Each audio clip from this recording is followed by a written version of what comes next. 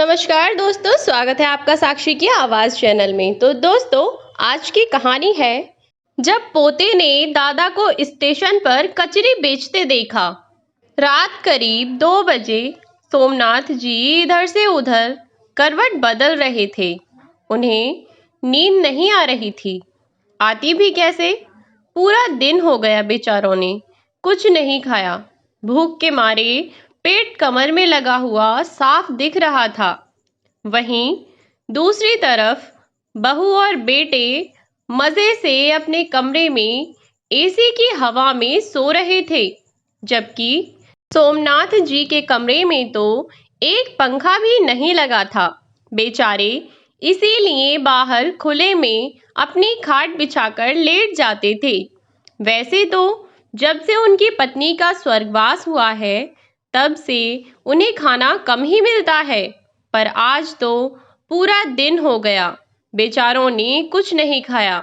दरअसल हुआ यूं कि उनके बेटे और बहू के ऑफिस में आज पार्टी थी, तो बहू परसों रात की 4 रोटी उनके खाने के लिए रखकर पति के साथ पार्टी में चली गई। सोमनाथ जी ने भी कह दिया कि मैं बाद में खा लूंगा, तुम जाओ। अब जब सोमनाथ जी खाना खाने के लिए रसोई में गए, तो उन्होंने देखा कि 4 रोटी जो बहू उनके खाने के लिए रख कर गई थी, उन्हें तो बिल्ली खा गई, और जो थोड़ी सी दाल रखी थी उसको भी बिल्ली फैला गई। अब बेचारे क्या ही करते, उन्हें अब भूखा ही सोना पड़ा। लेकिन जब पेट में कुछ ना पड़े तो इंसान को नींद भी कहाँ आती है।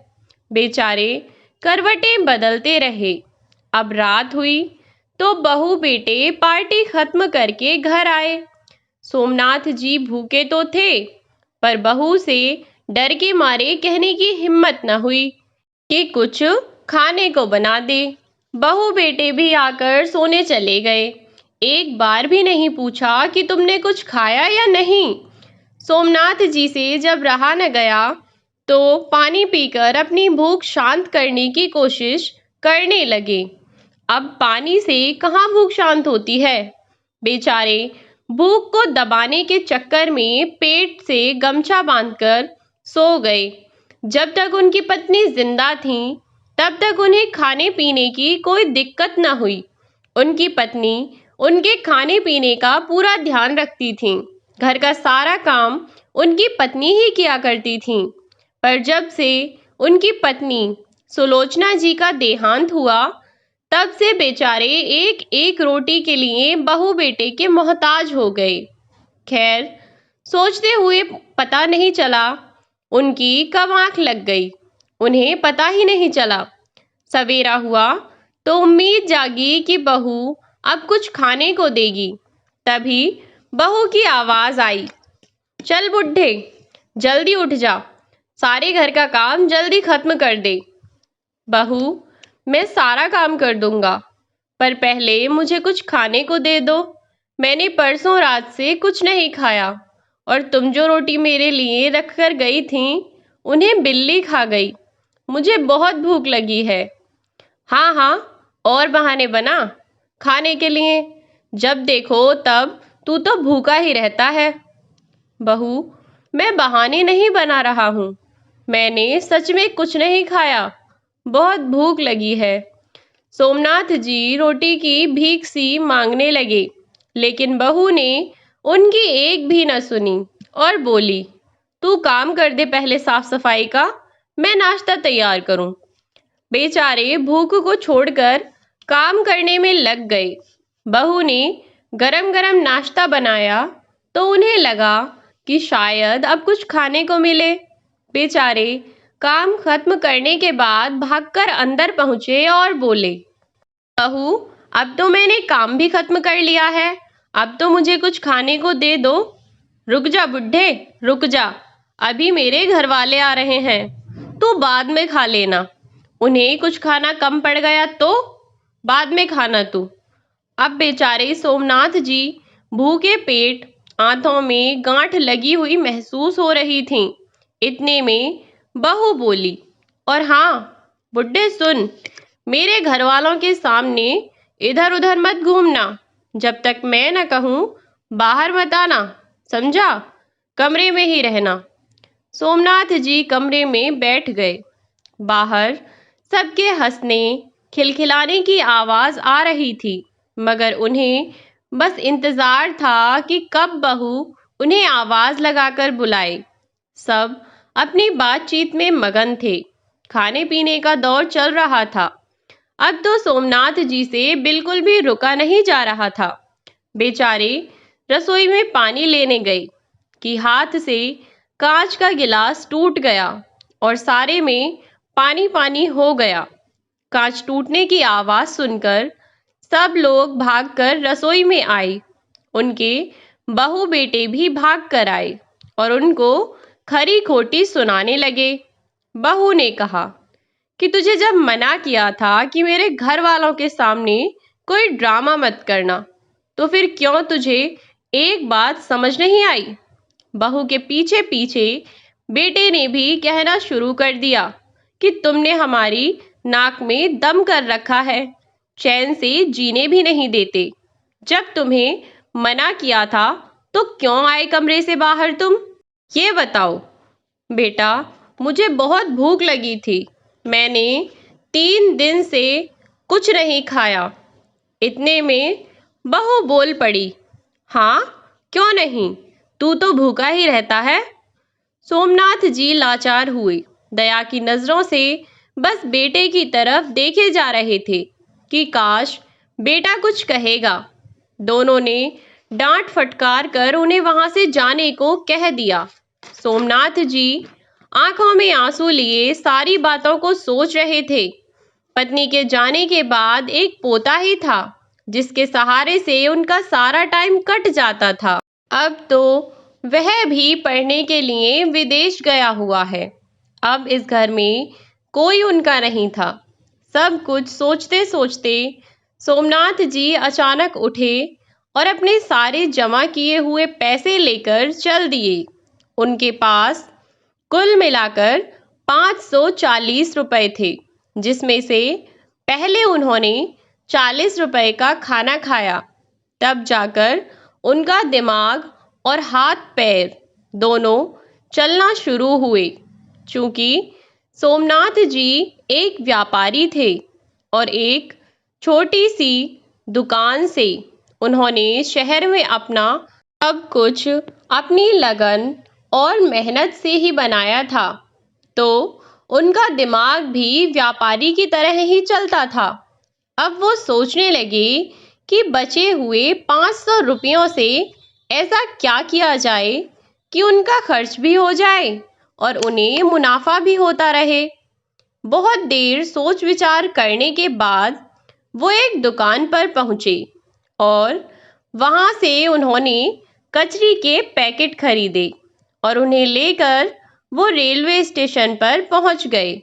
लगभग 3-4 घंटों में उनके सारी कचरे के पैकेट बिक गए और उन्होंने उसमें 100 रुपए मुनाफे के भी कमा लिए।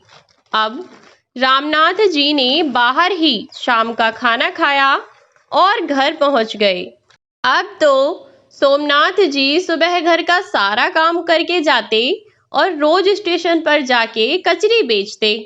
शाम को वापस घर आ जाते और अब वो अपना खाना बाहर ही खाकर आते।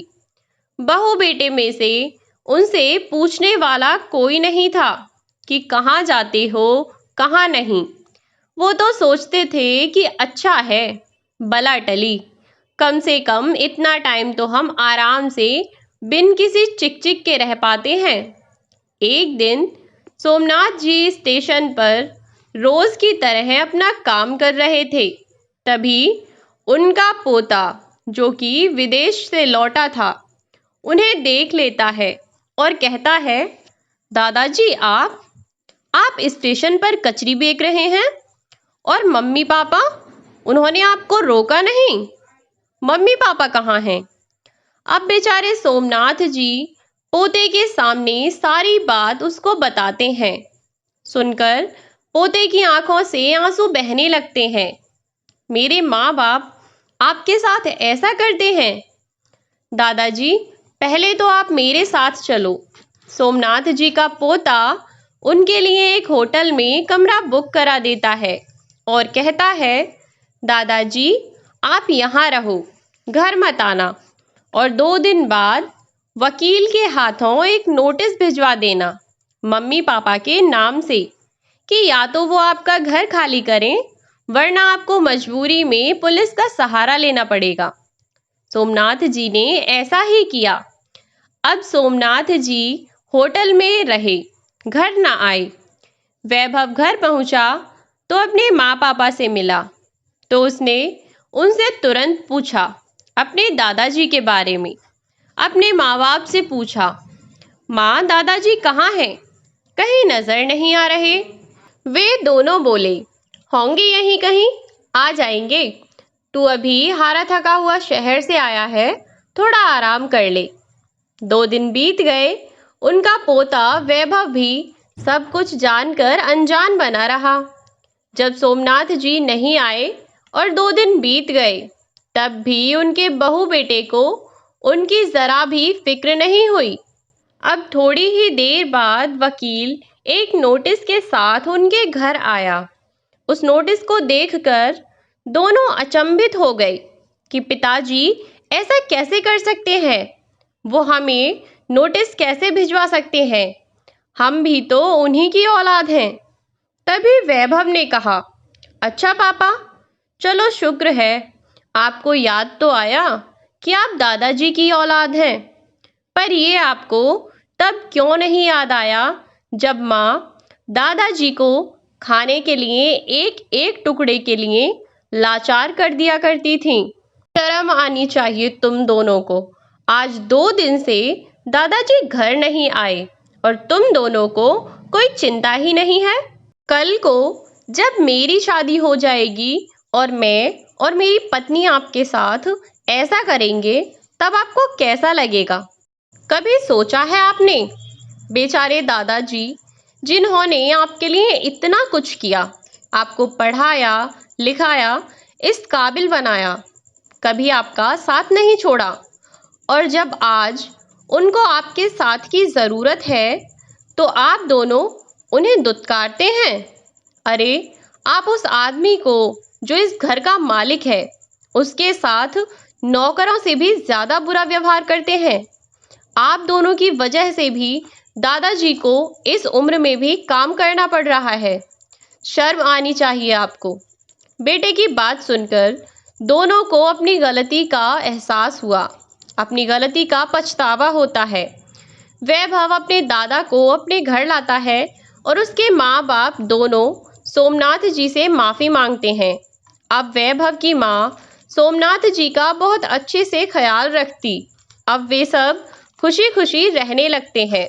वैभव अपने दादा से कहता है, दादाजी अगर आपको कोई भी परेशानी हो या कुछ चीज़ चाहिए हो तो आप मुझे बताइएगा।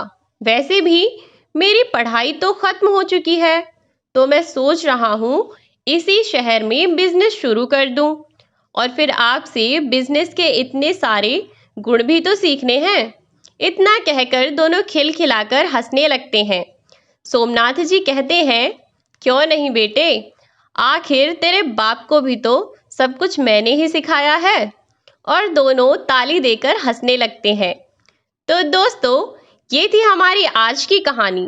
तो दोस्तों, आपको ये कहानी कैसी लगी कमेंट बॉक्स में ज़रूर बताएं।